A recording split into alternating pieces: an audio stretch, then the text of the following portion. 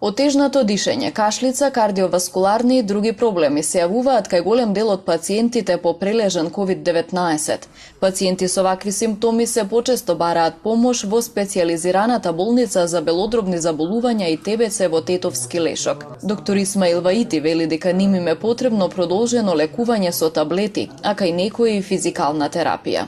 Сме се среќавале од лесни форми до многу тешки форми, каде што навистина им треба третман и физикална терапија, им треба и вежби за дишење, помош од физиотерапеути.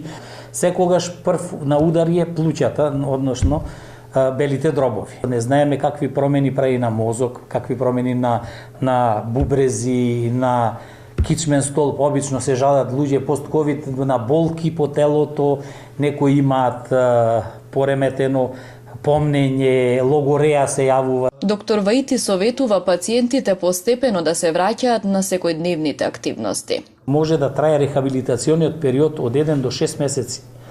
Така да бидат спремни пациентите дека треба да се враќаат во нормалното живење чекор по чекор. Значи не може да пациентот сега, ние сме му рекле, вие сте излекувани од ковид и сега он да биде полно работоспособен и да ги прави сите активности што ги правил претходно. Значи му треба време.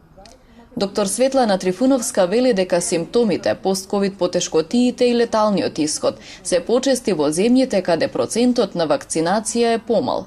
Се додека имаме мал процент на вакцинираност, веројатноста дека ќе се развиваат се полоши соеви на истиот вирус, тој се мутира, се бара, значи свој пат за да си преживее, да се заштити и да си развие што поотпорни соеви. Тука лежи приказната, затоа целиот свет гледате е во локдаун, затоа сите се плашат од посмртоносните, од попатогените варијанти и секогаш очекуваме нова и нова варијанта.